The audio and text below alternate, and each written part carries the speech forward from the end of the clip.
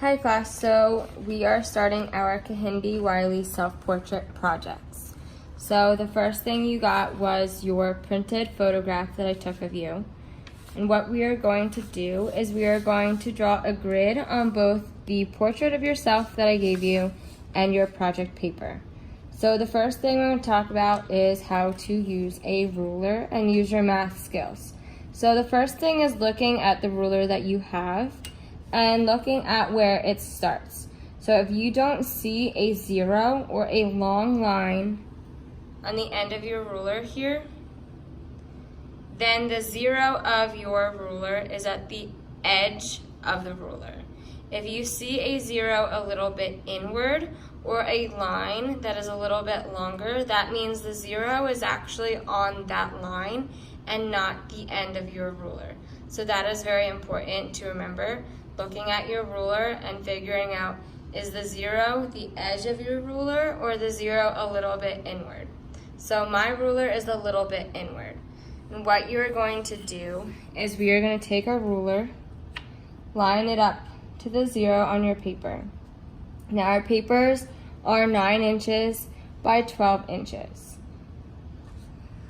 So you're going to make a mark at every 1 inch on every side of your paper.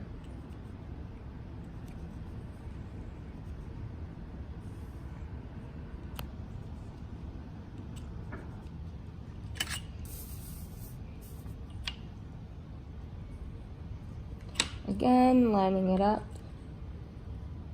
making a mark at the 1 inch, 2 inch, 3 inch, and so on.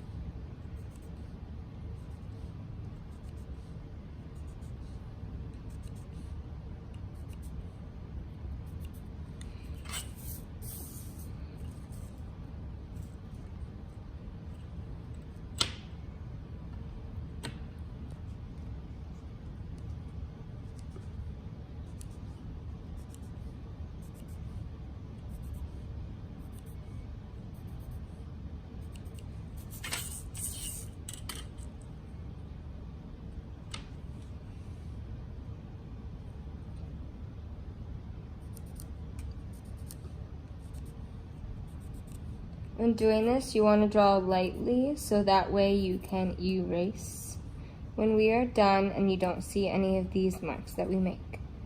Just like in the front of the room, it says draw light until you get it right. Alright, so now we have all of your 1 inch marks around your paper. Now you're going to take your ruler and we are going to connect them across from each other, going in both directions. I'm drawing a little bit darker on my paper so that way you can see it in the video. However, on your paper, it is better if you draw lightly so that way we can erase and your marks aren't shown on your final project.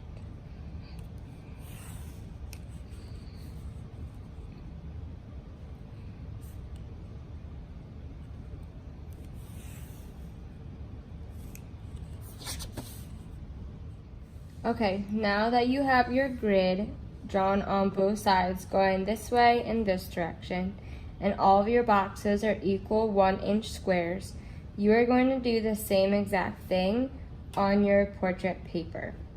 Once you are done gridding on your portrait paper and your final product paper, you are going to look at the boxes on here and here to help you guide yourself and figure out where the parts of your face and yourself are on here to help you draw it on your paper.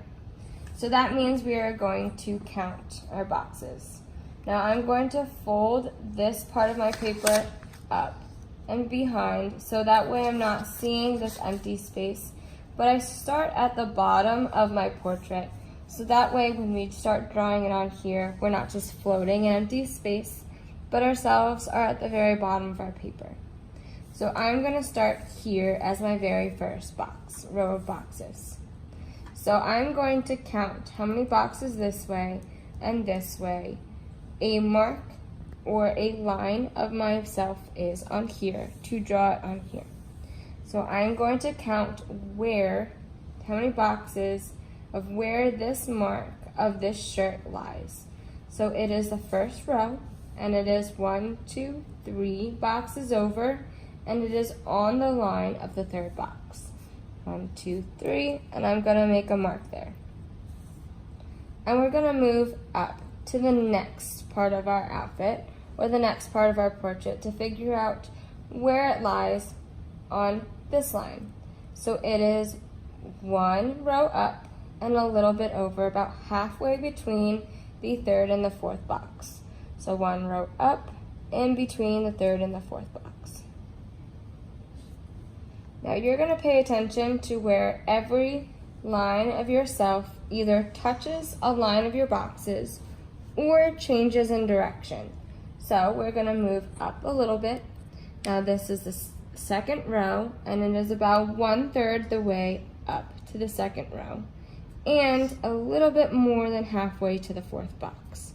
So 1, 2, 3, almost 4, and it is 1/3 the way up to the second row of boxes. Now this part of my shirt is the second row, and it is a little bit above the mark that I just made. So right here.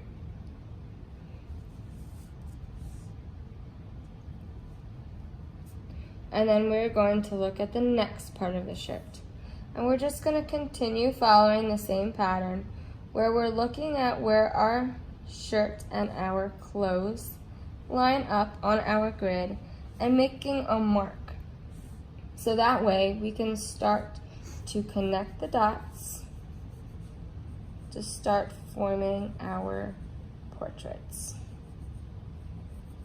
Now, this mark right here is the mark at the top of this collar. So now we're going to look at where the next part of the collar goes. So it goes up a little bit and then over to the next box. Up a little bit, and it's on this line. And it continues to this line.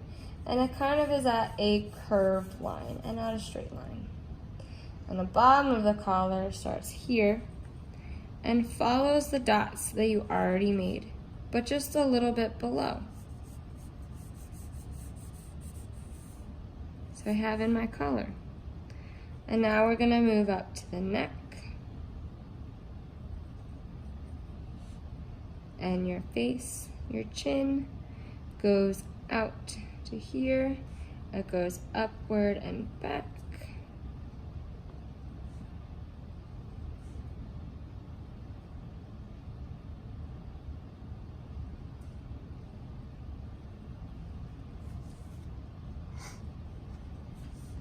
And again, connecting these dots.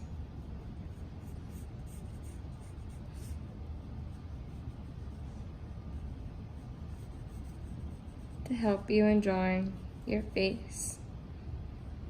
Looking at where the line is in that box, and it helps you to count this direction, and figure out where that dot is in that box. So if I'm looking at this part of the forehead and underneath this hair wrap, it is the 1, 2, 3, 4th box over 1, 2, 3, 4, 5, 6 boxes down. So I'm going to count 1, 2, 3, 4 over, 1, 2, 3, 4, 5, 6 up, and that dot is about 1/2 the way in the middle of that box. The hair wrap goes down like that and goes at a little bit of an angle, and so forth. So by the end of the project, like we talked about, we were looking at artist Kehinde Wiley, and we were noticing his background of color and pattern, and then his realistic portraiture. So by the end of the project, this is what the final should look like. I have my portrait drawn. We'll talk about in another video how to do the wet wash and how to go back in with colored pencil, and then how to actually collage a background. But I just wanted to show you guys what a final product would look like after we started to draw our self-portraits. It should end up lining up with your self-portrait. If you put your project on top, it will end up lining up, and this is what the final product will look like.